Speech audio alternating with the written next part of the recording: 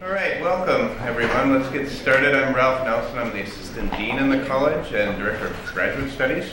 And I'd like to welcome you all to the Pellerin Evening. This is turning out to be a very significant event for our college for several reasons. One, it gives us the opportunity to reflect on the first dean of our college, Earl Pellerin. Also gives us a chance to reflect on the excellence of our graduate students and the outstanding work they do. And it's also an opportunity to consider the excellence of our design studio faculty. The faculty have been doing an outstanding job in challenging and guiding and nurturing the graduate students through design studio, which everyone knows is a challenging experience. And so it's an appreciation for all the people I listed. The plan for this evening will have presentation, actually an introduction I'll make to Kathleen Lilienthal and Priya Iyer, last year's traveling fellowship winner, the Pellerin winner, will present the discoveries she made on her travel study experience. And following Priya's presentation, we'll have a chance for anyone to ask any questions. And then I'll come back and present awards for excellence in design for the students who were nominated for the Traveling Fellowship. And then Kathleen will return to the stage and announce the winner of the new Pellerin. So, without further ado, let me introduce Kathleen and as a representative of the Alumni Association. Thanks.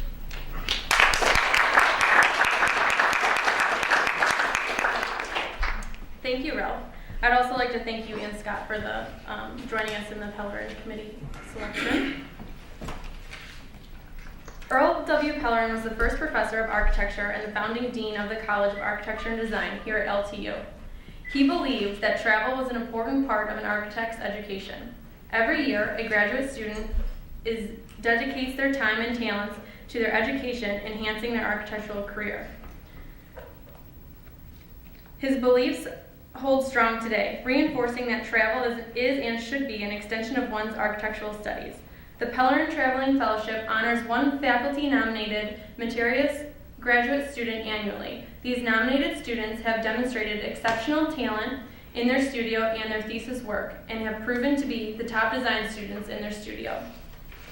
Priya Iyer was announced the 2012 Pellerin Traveling Fellowship recipient and is here today to present her travel studies on the role that design takes to empower a community in order to solve the fundamental need for access to healthy foods. Not only does this issue transpire around the world, but for Priya, this topic originated right here in Detroit. This travel study developed into an extension of her thesis project, in addition to her extensive research efforts while interned with the Detroit Economic Growth Corporation over the summer of 2011.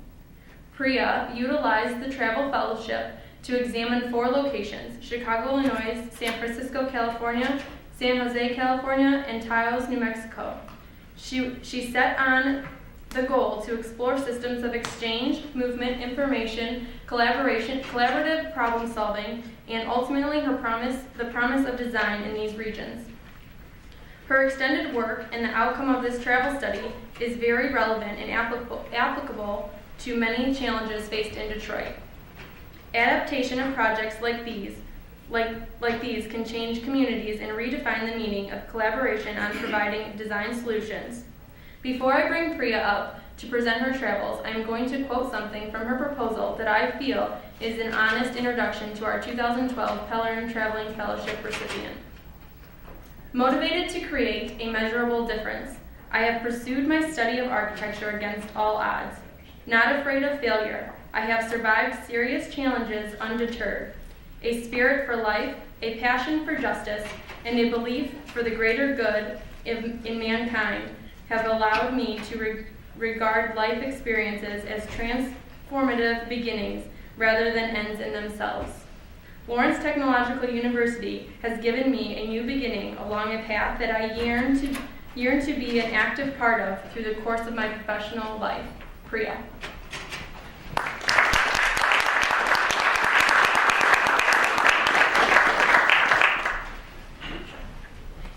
Thank you, Kathleen, and thank you all for coming here this evening. This presentation tonight actually started as part of my Massive Change Design Studio. I was posed with a challenge to come up with a design solution for food and its education. As I came up with the solution, my precedents led me to explore other projects all around the country. And these projects are basically what I'm presenting here today. There are 4 distinct projects in 4 distinct parts of the country that have had unique responses to design and the concept of food education. So my first stop is in Chicago, Illinois, specifically in the south side of Chicago in the Austin neighborhood. The food desert issue is not unique to Chicago, but what is a food desert? A food desert is basically a low-income census tract where a substantial number of residents have low access to supermarkets or large grocery stores. Chicago responded in a unique way. They designed a project called Fresh Moves, which is basically a one-aisle grocery store on wheels.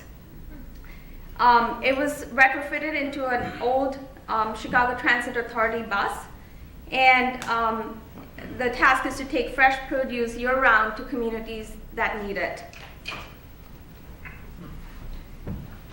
As part of my exploration of this project, I spoke with the bus driver who was intimately involved with the design of this bus and how it's evolved into its final product today. Here's a little video of my interview with him.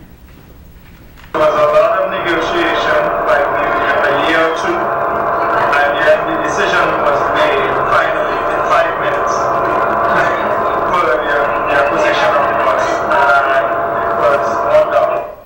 They told us this was the best bus that they had when they retired at the particular time. They had to do a lot of work to up to maybe about $50,000 work.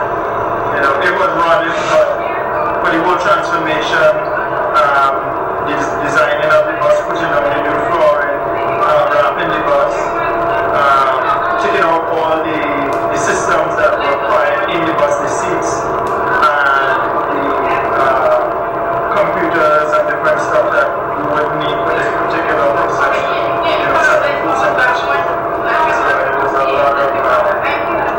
Changing the tires, overhauling the engine and stuff like that, tuning it up, getting all the license, registration for the bus.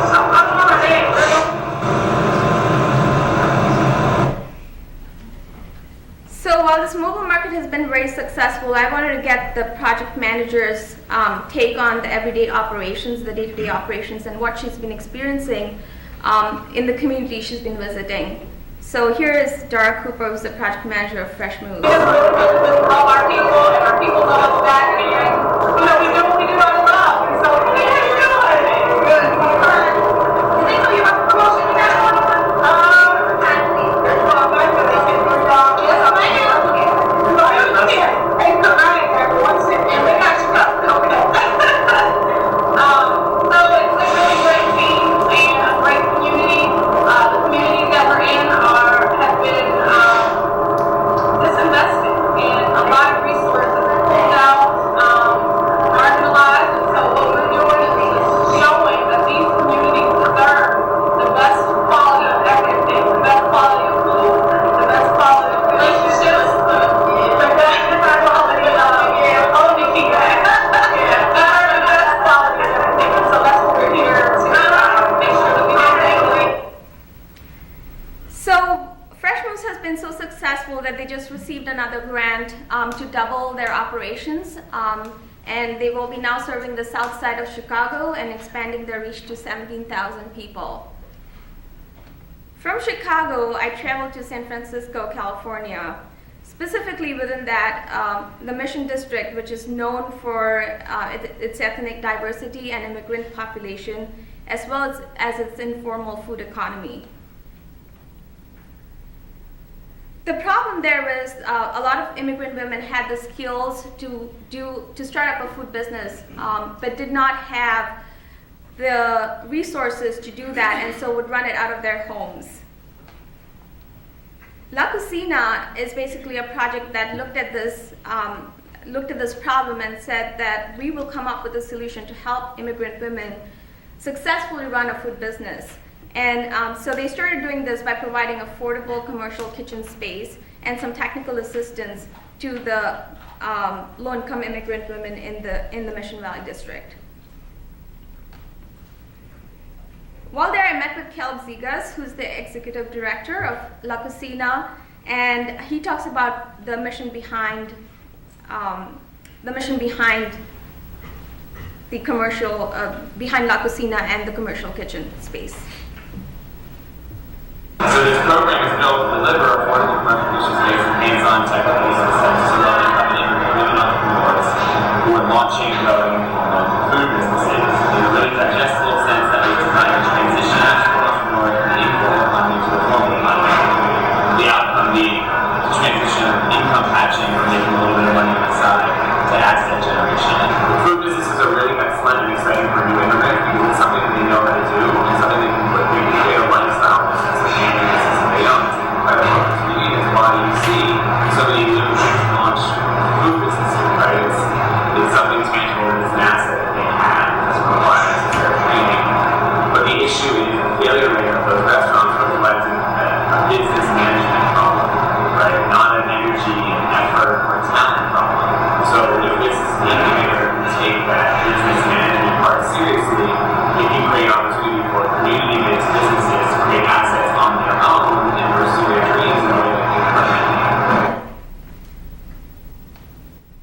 So here's one user that was significantly impacted by this project. Her name is Alicia, and she comes originally from Mexico. Using a small adaptation of a street cart that's self-sufficient in itself, she was able to start her own tamales business. Well, I started my business, so like underground. I was by myself, just no permits, no nothing, just selling my tobacco.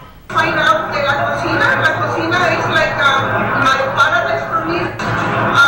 Right now I am where I am with my business because La Cocina. My base is my place is in Jacksonville Plaza every day from 11 to 4 o'clock.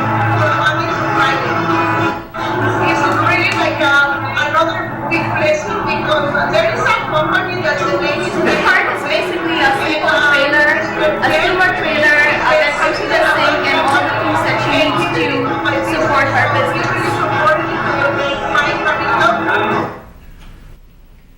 So that was Alicia. Now from still in San Francisco, but I moved to Fort Mason Center, which is right on the bay, and it's kind of connected to this project. The reason I introduced La Cocina is this next project that I'm going to introduce is directly connected with what La Cocina kind of generates out of its kitchen. And this one's called Off the Grid. It basically started off as a spin-off on the Asian night market, a San Francisco spin on the Asian night market, and to create a shared sense of space and change the perception of public space in San Francisco and how people can start to create new relationships with food and space. So a lot of these problems that were faced there are not new to us here in Detroit. We have a very similar situation. But let's talk to Matt Cohen, who's the founder of Off the Grid, and how he started this whole project. A lot of the problem with, or the challenges in San Francisco at that time, and still a little bit today, were that mobile vendors in San Francisco were having a hard time finding locations to sell because of highly restrictive buffer zones between existing permitted mobile vending locations, as well as restrictions on food type for where they could sell with brick and mortar locations. And so I had lived in Japan, and basically my travels through Asia, I really liked Asian street markets. Sort of the feel of energy that was around, that was a part of it, proximity to people, the sort of sense of community and the sense of sort of activity that came from the markets themselves. And so really the first off-the-grid market, which is our Fort Nixon Center location, it was created as really us trying to do San Francisco's spin on an Asian street market. We tried with the Parks Department first in San Francisco. It was a sort of unknown quantity, and I think that for street food in San Francisco prior to that, had been fighting with some pre-existing stereotypes of what street food was, as primarily an immigrant sort of driven type of food, as well as like this idea of roach coaches, and that like the food wasn't necessarily prepared in the highest quality way. So here's a user who is part of the Off the Grid network, as well as was incubated through La Cocina's incubation program. And now actually has a brick and mortar store in the business district of San Francisco. He also has a regular location in the Parks Department, in the Parks Department properties at San Francisco. And he's going to talk to you a little bit about his story.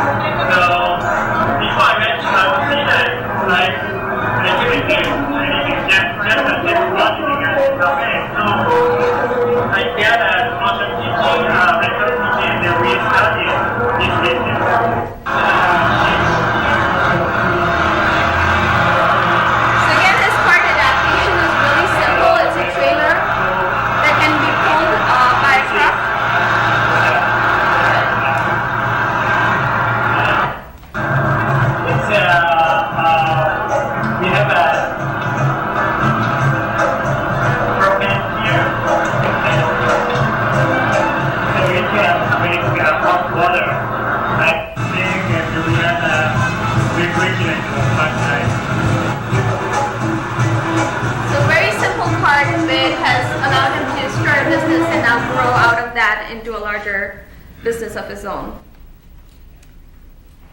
So the realization is basically that food is just a tool that has allowed to look at public space and look at people's interaction in space from a new way. And here's Matt Cohen again speaking to that. I guess in that way, really what we're trying to get people to do is rethink the way they use public space. And also at the same time provide sort of vital third space where people can be outside their home and outside their work environment and have an opportunity to interact with friends and neighbors and family in unplanned ways. And I think that's probably the most powerful part of what we do. The food is just the mechanism that we use to get people there. So two specific solutions of how food has intervened and how Off the Grid has intervened. One is in Berkeley and one is in the McCoppin area. Berkeley has a specific area called the Gourmet Ghetto, which is basically has a high concentration of fine food establishments. There's a grassy park-like median that everybody likes to squat on when the restaurants are in full swing and there's no waiting room. So they invited Off the Grid, the neighborhood association, not Shattuck Neighborhood Association, invited Off the Grid to change the perception of the Gourmet Ghetto. McCoppin, on the other hand, is on the edge of Mission and was known for basically questionable activities. It was surrounded by the Central Freeway ramp, and again, Off the Grid was invited to change the perception of that space. And let's see how they did that. the area where we are in Berkeley is known as the Gourmet Ghetto. The neighborhood association was wanting was a new way of engaging with that term that would re-energize it. And that's the reason, one of the main reasons why they wanted to work with us, and wanted to sort of engage their own local vendors with our vendors and create something new. On the other hand, we have a location at our McCobbin location where it's completely about community safety and activating a space. The McCobbin location was a congregation point for homeless people and drug addicts. It was dirty. It was basically ignored and not cared for. So I think some lessons that we've learned from Off the Grid is that it's more than food. From there, I go down to San Jose and specifically look at an affordable housing complex within San Jose and its relationship to food. So this was an alarming statistic that I came across at the food bank that I visited, that 1 in 10 people receive food from Second Harvest Food Bank in Santa Clara and San Mateo counties. That is a major part of the whole Bay Area, basically. That's like a significant population in the Bay Area. So Produce Mobile was a program that was initiated as part of the Second Harvest Food Bank as a method to provide fresh food and vegetables to low-income communities or people who didn't have access to these resources. And they wanted to create a farmer's market experience, a mobile farmer's market experience that could be easily transported from one location to another. So I spoke to the program manager at the San Jose location, and here's her take on how the program started. Second Harvest Food Bank provides food for nearly 250,000 people a month, so that's about a $250,000. And that also breaks down to about 1 in 10 people within Santa Clara and San Mateo counties who receive food. We probably started about 6 years ago. At that time, our distribution was still heavy on dry goods, frozen goods. We had some produce, but not as much as we have now. Currently, 40% of our distribution is produce. And it probably started around that time when we started the Produce Mobile, because we realized that there's a lot of people that don't have access to produce. They have the Produce Mobile program, and so we wanted to sort of try to put something like that at our food bank. And so we started with just a regular truck with delivery and not using the trailer. And we found some partner agencies that was already a partner of ours that was distributing, that were pantries. So they would give a 3-day supply of food to the families. And we wanted to see if we could bring out more produce and then give those out to families as well. So that's kind of how we started. So I was able to visit one of the affordable complexes that they regularly serve. It's the Eden Housing Complex in San Jose. Very low and moderate income families typically reside there. And you can see how the farmers market experience is created with very, very simple tools. One that was theirs, which basically had this statement and their logo, the signature, and people on households. But because we're partnering with them, we put our logo on it. We also asked for property and affiliate residents know that they're on the honor system in the sense that we don't check, but they need to know that they fit into these guidelines, and most of our residents qualify for that. So our goal when we set this up was to have at least 150 participants. So it's basically a beverage truck that's been converted into a produce mobile with an electrical overhang and a storage space for tables that can come out and set up the produce for distribution. Not everybody has to win our neighboring properties, both within our company and with our neighbors that are even different companies of ours, but they do similar work. We invite them to come and join us, and this way we have exceeded our goal for probably our first or second month. We saw growth from going to 150 to going way over 175. I think 215 has been our highest number that we served. So from there, I traveled to New Mexico, Taos, New Mexico, which is basically at an elevation of almost 7,000 feet, and is the home to the Taos Pueblo, which is the oldest inhabited community in the United States. I believe it's more than 1,000 years old.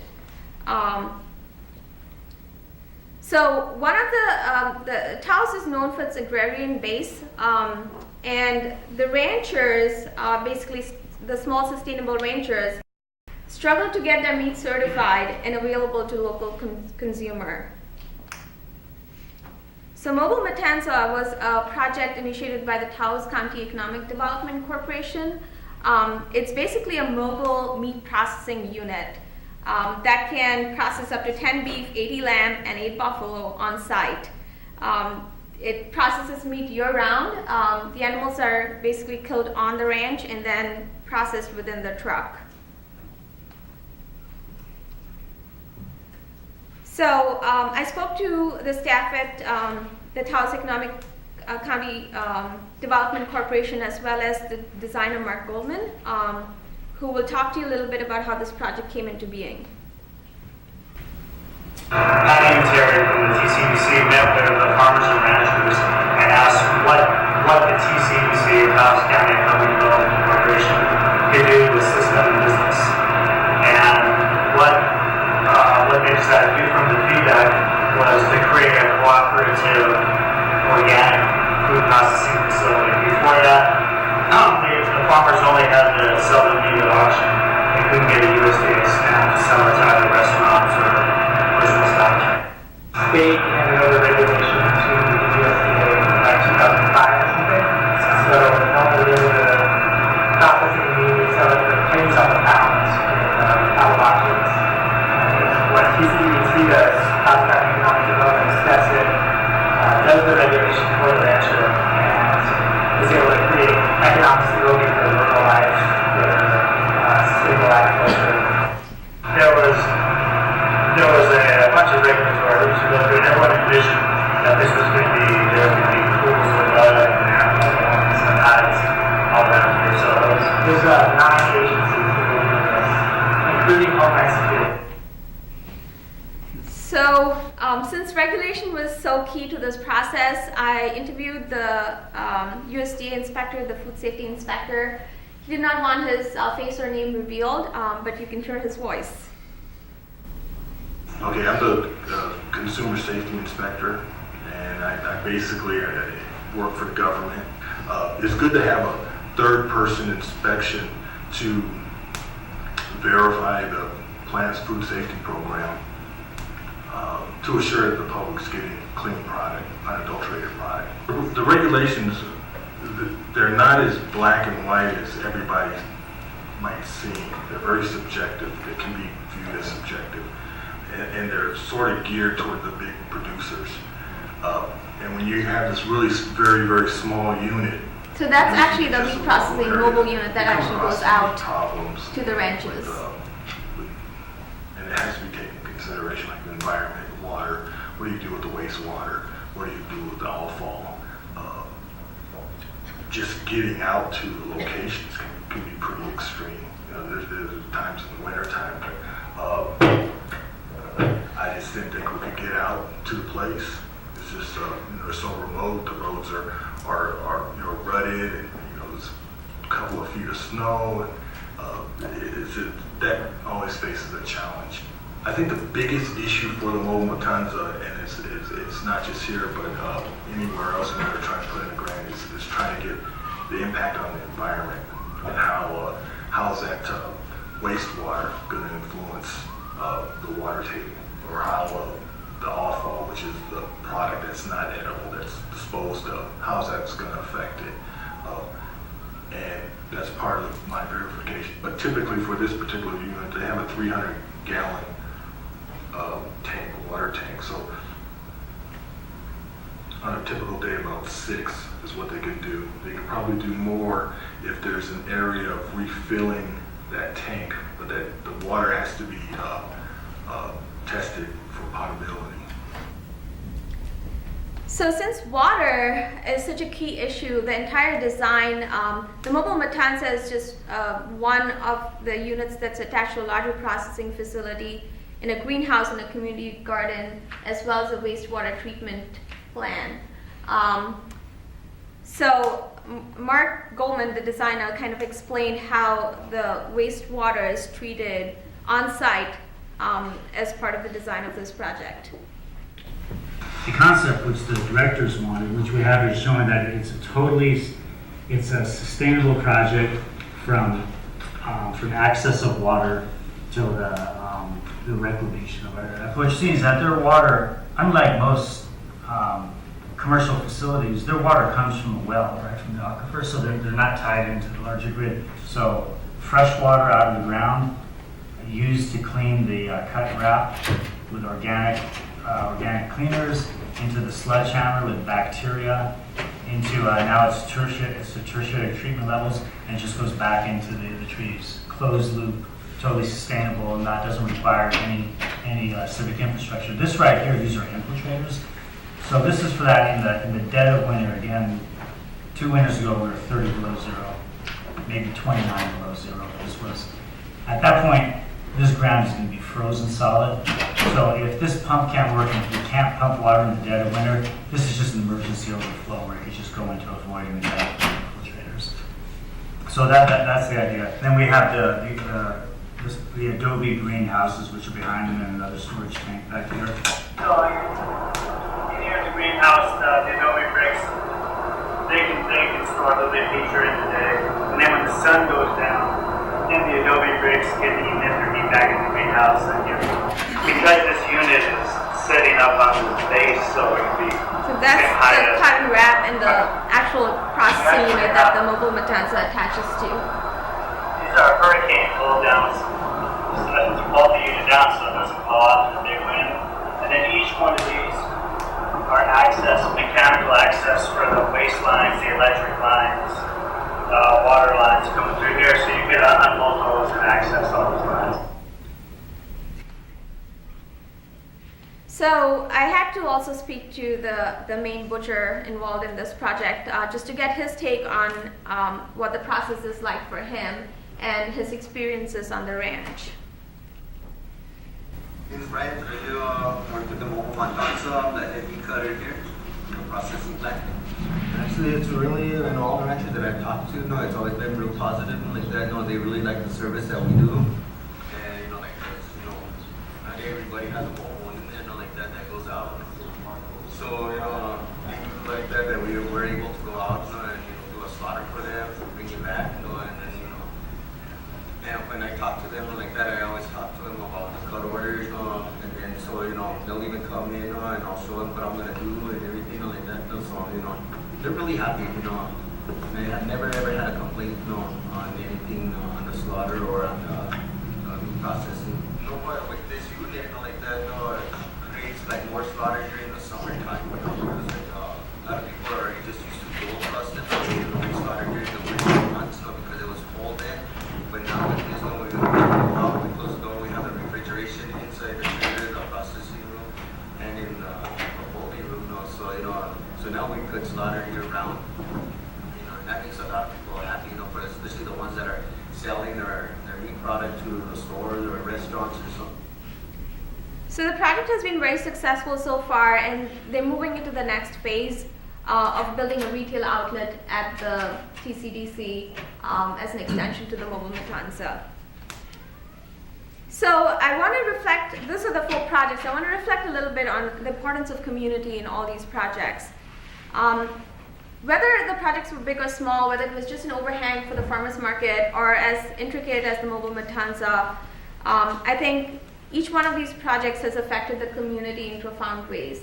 And not just the individual or the community, but a larger part of the city or the county as a whole. So learning from what's going on, how do we bring this back to the Detroit context? We all know Detroiters disproportionately suffer health problems in part due to lack of access to fresh foods. The highlighted areas here in yellow and white are the areas that lack access, have the least access to fresh foods. Do you think a produce bus or a mobile farmers market would work here in Detroit? Detroit is also blossoming with young community food entrepreneurs working out of their home kitchens. The image shown here is that of Neighborhood Noodles that started out of the kitchen in the Woodbridge community. And currently they lack the infrastructure to support a commercial enterprise. So what kinds of infrastructure can we provide to better the opportunities for the community-based food entrepreneurs in Detroit? And finally, last year, the city of Detroit stamped its first permits allowing mobile food vendors to legally sell their produce, sell their eats in parking lots and streets. Currently, there are 61 licensed mobile vendors in the city of Detroit. Off the Grid started with 9. How can we effectively use food trucks to change perceptions of public space and safety in Detroit? And with those questions, I'd like to end my presentation tonight. Thank you all for coming.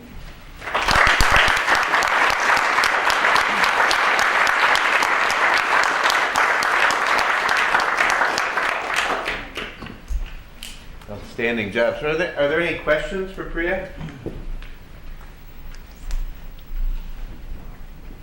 Please. Yeah, I just want to say that I knew Dr. Pellerin when I was a student here, and I think he would have been very proud of your work you did today. So thank you very much. Great. Thank you for that comment. That's wonderful. Over here. Paul? First of all, congratulations. It's a beautiful presentation. Thank you. Everything put together very clear and logical. Nice.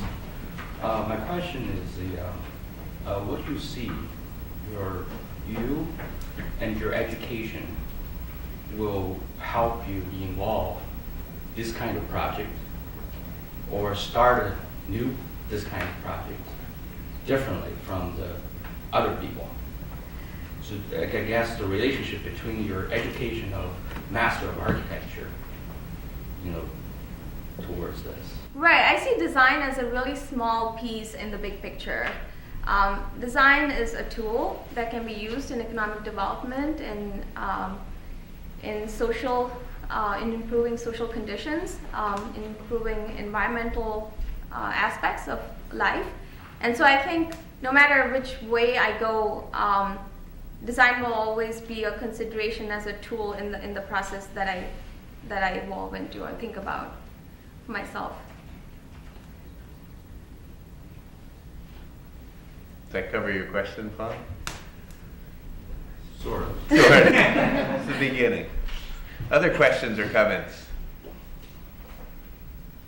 Please. Yeah, I just had another one, and that was about your use of video in your presentation. And I think that's a part of your skill set that belongs in every Lawrence Tech student's quiver of arrows, so to speak, with videos on everybody's phone, with YouTube and all this stuff. It's becoming the way that people are communicating ideas. And so I think it's important for every student at Lawrence Tech to get these. This is part of their skill set.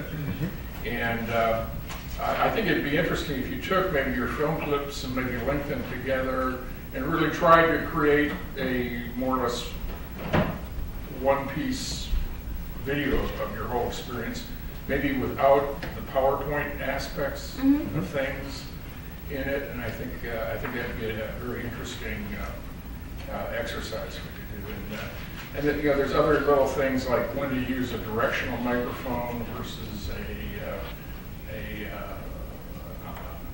more of an omnidirectional microphone that may help everybody to produce even better content. That was a great comment. Ed? Yeah, first off, Priya, congratulations once again. I want to say, first of all, just on a personal level, incredibly proud of everything you've done and look forward to everything you're going to do. But also, to talk to all the students here, one of the things that always strikes me about you, Priya, is that whereas a lot of times we go through our education, we kind of bounce around from things, trying to find what really speaks to us. You're someone that really has had, a very keen sense of what your values are, and that has led you on a personal journey to look into these issues and to really focus what you're doing upon trying to make food security and food access more of a reality for people. And so, as I said, I think that from the standpoint of my advice, using you as an example for other students who are assembled here, I think kind of finding your sort of personal mission is a great thing, and I would encourage everyone to really reflect on why it is you're studying architecture and what it is you hope to accomplish as a professional, as a person, and as part of a larger community. So again, thank you also for being a really good role model for everyone. Thank you. Yeah. Well, speaking of role models, I should also mention that Professor Ed Orlowski was the one who nominated Priya for the Pellerin last year, so it's a vested interest in your future. Philza? Priya, I just wanted to say congratulations on this compilation of your work, and also it's been a pleasure to watch you in the last few years mature and grow and just develop and find how this fits into the context of the Priya that we know. I have a question though, as you were going through this experience, was there a time when people say they have aha moments? And I guess I want to know from you, was there a place or someone you spoke to or something, some time during the past year that you felt that there was a transformative moment or something that you thought, wow, I feel more enlightened because of it? And if you'd like to share that with us. Sure, I think there were many, but certainly I think what the mobile produce bus in Chicago has accomplished is just amazing. I spoke to a bunch of people who are actually using the service, and they just don't want to go to the grocery store anymore. They're so happy and proud of the fact that they can have somebody reliable bring it to their doorstep. And how simple it was to purchase this bus and to come up with this solution. I don't know what the status of the buses are in Detroit, but I'm sure there's one available that can be fairly easily transformed and used to solve a problem like that. And this specific project is also getting a lot of attention. It's in fact going into Michelle Obama's new book. And so it's really started creating this model of how, even though there's this investment in a community, that bringing in another grocery store is not necessarily the only solution that you need to depend on, but there are many alternatives. Fantastic. So, thank you, Priya, for an outstanding presentation. We have one more question. Oh, I'm sorry. There is. Please. I wanted to know if this research has kind of altered your attitude toward design at all, or altered your aspirations moving forward through design. Yeah, I think I've become more open to the possibilities that exist, and not necessarily, although I would love to do AutoCAD work and work in a traditional office. In fact, that's what I'm trying to do right now. But at the same time, I think this has really opened the possibilities out there, and in so many ways you can affect design without actually really being involved in it. Now you answered my question. Yes. Hey. That's what I thought. All right, so thank you again for your outstanding presentation and Thank you, Ralph. conclusion. Thank you all.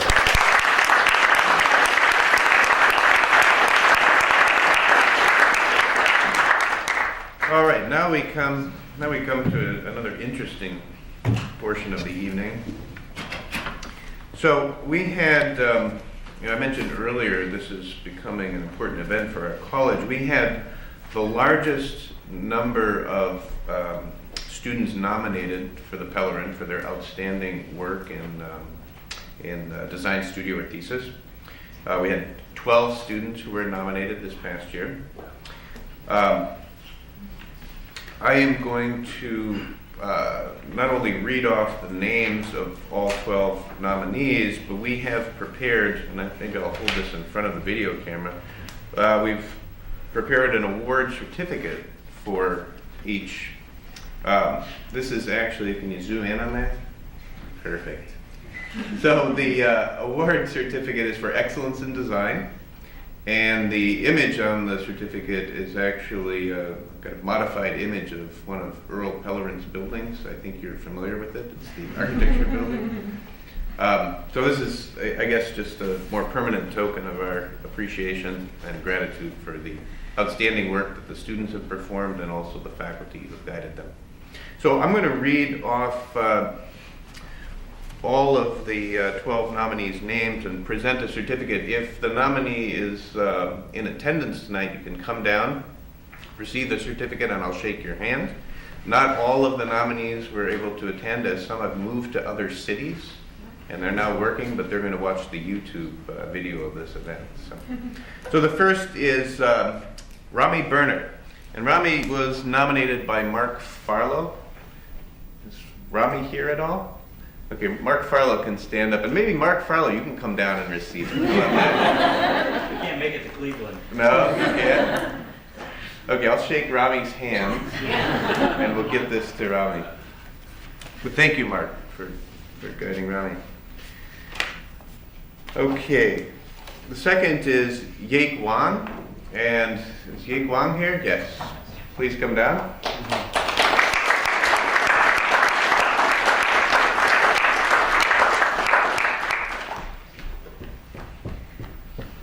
Great, congratulations. Thank you. And Yake was nominated by Paul Wong, so a round of applause for Paul.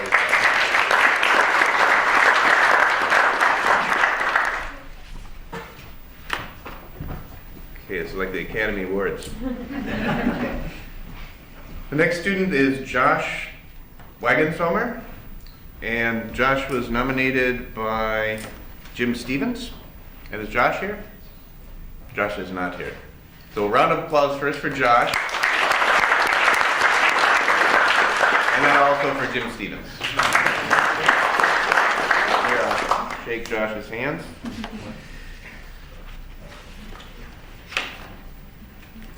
The next is Neil Silva, and Neil was nominated by John Abella. Is John Abella here tonight? Okay, neither Neil. Neil's in Boston, and he was going to try to fly down, but he had some work obligations. And actually, John is teaching studio right now, so that's why John isn't here. But a round of applause for both of them.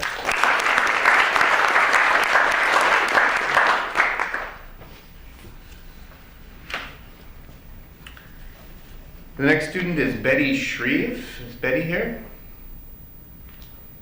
Betty is not here. Round of applause for Betty.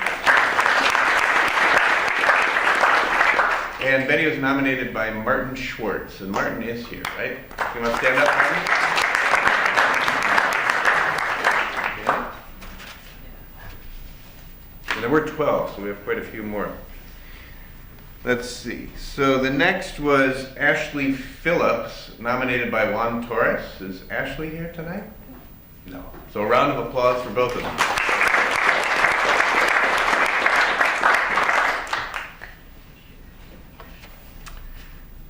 Let's see. The next is Erica Muldoon. Is she here tonight? Erica's not here. Erica was nominated by Ed Orlowski. Round of applause.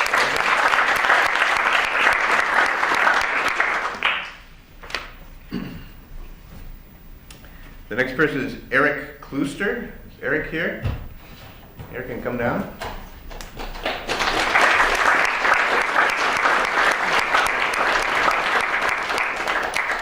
Congratulations. There you go. And Eric was nominated by Paul Wong also. Now the nominations, I should just make it clear, the nominations for each studio or thesis group. So you'll notice a couple of students were nominated twice by the same instructor. Those were for different studios. The next student is Joel Gerber. And Joel Gerber is a student in Aaron Jones' studio. Joel is in Toronto, and Aaron Jones, I believe, might be also teaching tonight. Anyway, a round of applause for both of them.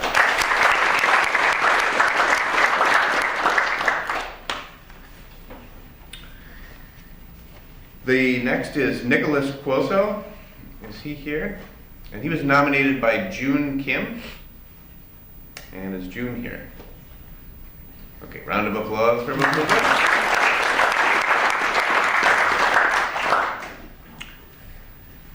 The next student is Jake Chedester. Is Jake in the audience?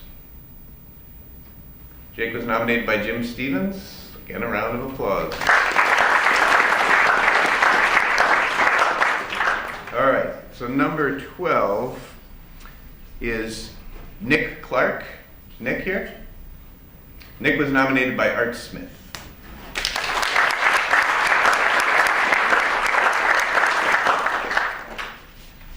So everyone will receive their award, either hand-delivered or by mail.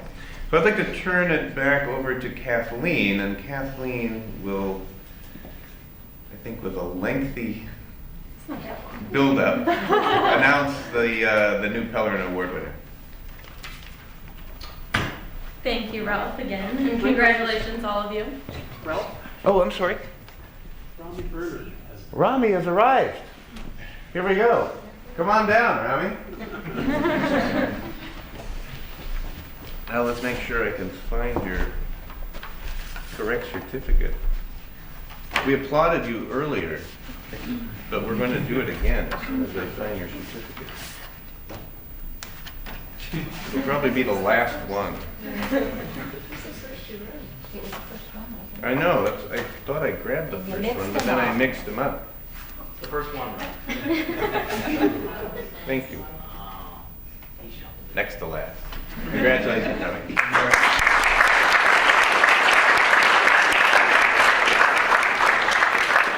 All right, now back to Kevin. We'll try this again. As I and Ralph already said, that the Pellerin Traveling Fellowship honors one faculty-nominated meritorious graduate student annually. All of these students demonstrated exceptional talent in their studio and/or in their thesis work, and have proven to be at the top of their class.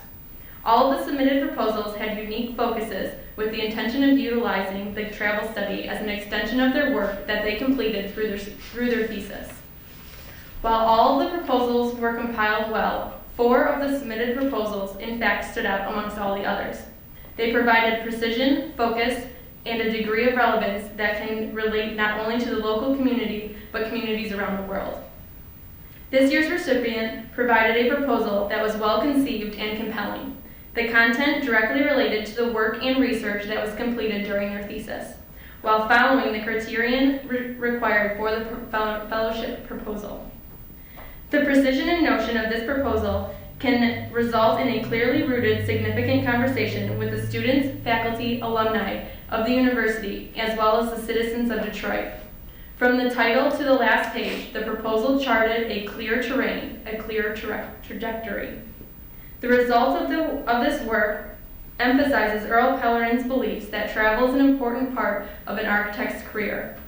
The focus is refined and will permit the fellow to visit selected works, to study catalysts for urban activation, while connecting with potentially 5 or more firms to study this discourse habitually, and can provide vital information and perception on this topic that is close to home. This provides for an opportunity for an extensive discussion within the city of Detroit. The intentions of this travel is to analyze the effectiveness of maintaining urban activation post-event while evaluating time lapse through the degree of activation, can't say that word tonight, within current event villages, in addition to event villages that have been stagnant for a length of time. The proposal builds on this fellow's curiosity and passion for spatial design and urban activation. The 2013 Pellerin Traveling Fellowship recipient will act as an ambassador for the university and the surrounding communities is Eric Kluster.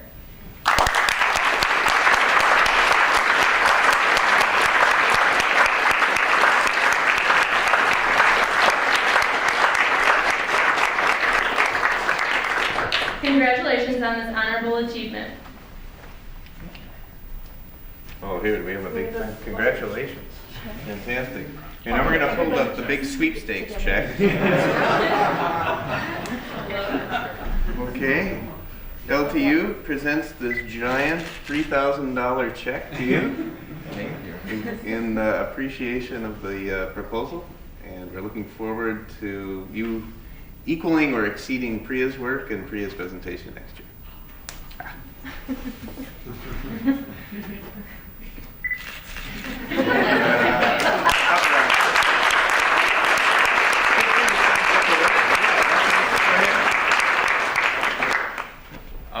I guess I just want to say thank you to everyone involved in making this decision. I'm truly honored even to be nominated, and to be selected is kind of blowing my mind a little bit right now. Through my advanced design studio, through the master's program, my interest was really focused on using the event as a catalyst for urban activation and regenerating urban spaces through the infrastructure associated with event typologies. And so for my study, I intend to travel to London and study the Olympic Village post-Olympics to see how this event infrastructure that is so geared towards a certain event has transitioned into a steady urban activator, and how those lessons can be translated to the infrastructure we have in Detroit, which Comerica, Ford Field, and that area is very event focused, and we have a strong event infrastructure, and how we can use those items as catalysts for future urban development and activation. Thank you. Great, thank you.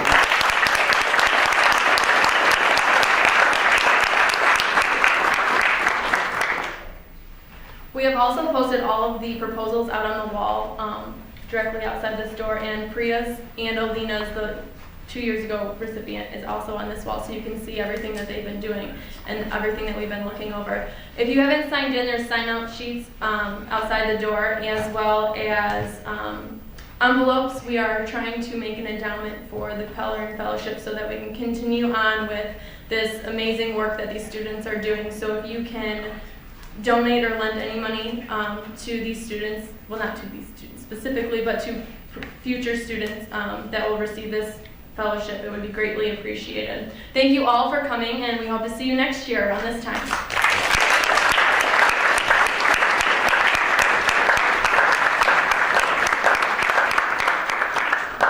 Again, I'll extend a thanks for everyone in attendance tonight. Also encourage current students, graduate students, to do your best work.